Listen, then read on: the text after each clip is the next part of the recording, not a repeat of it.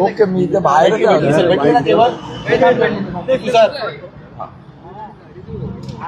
चले role weight ये चला रे बाबा आदित्य झालं का? चालू सदीवजी अनेक पदाधिकारी जे वैभव खेडेकरांसोबत करार गेली होती आज परत आली आहेत, आज पुन्हा एकदा ताकद वाढलेली आहे, काय सांगायला वाटतं? निश्चितपणे मला असं वाटतं समज गैरसमज हे पक्षाच्या अंतर्गत होत असतात.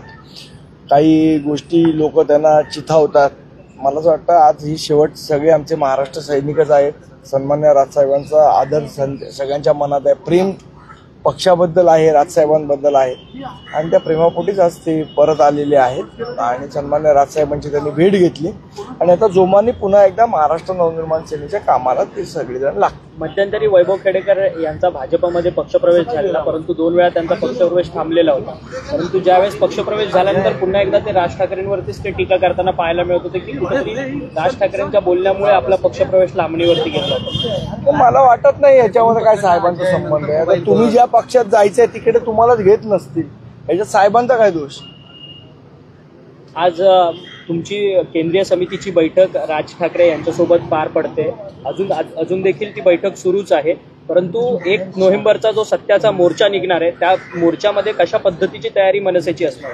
त्या तयारीच्या संदर्भात बैठक आहे, त्याचं नियोजन, कुठे बैठका घ्यायच्या आहेत, महाराष्ट्राभर काय करायचं, या सगळ्याची बैठक चालू होती. आता पुन्हा एकदा 2:30 वाजता ती बैठक चालू होईल. पण 1 तारखेचा मोर्चा कितपत महत्वाचा आहे, कशा पद्धतीनं तयारी आहे आणि सर्वसामान्य नागरिकांपर्यंत पोहोचवण्याचा प्रयत्न? निश्चितपणे आम्ही नागरिकांपर्यंत पोहोचू, त्याच्या सगळ्याच्या संदर्भातलं नियोजन करणं चालू आहे.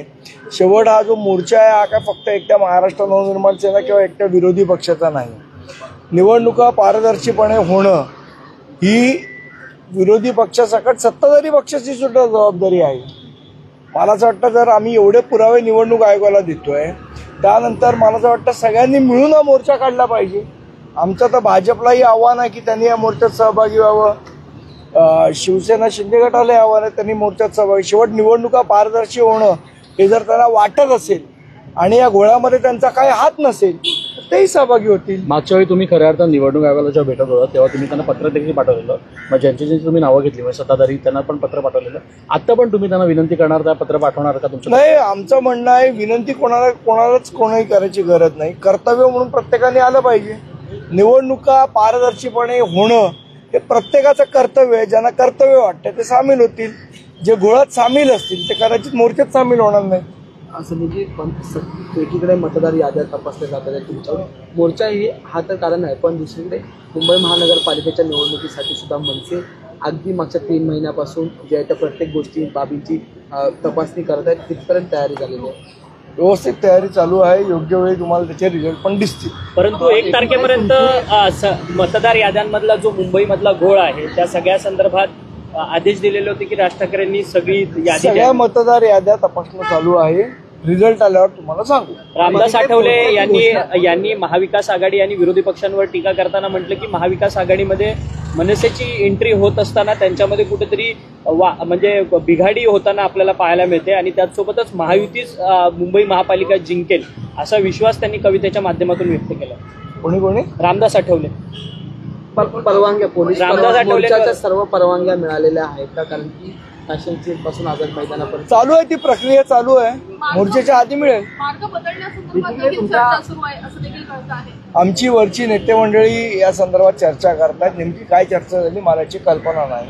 मी माहिती घेऊन आपल्याला नक्की सांगेन. एकीकडे मोर्चाची तयारी सुरू आहे, दुसरीकडे शासन पातळीवरती वेगवेगळ्या पद्धतीचे कार्यक्रम निवडणुकीच्या अनुषंगाने धरून अधिसूचना काढल्या जात आहेत.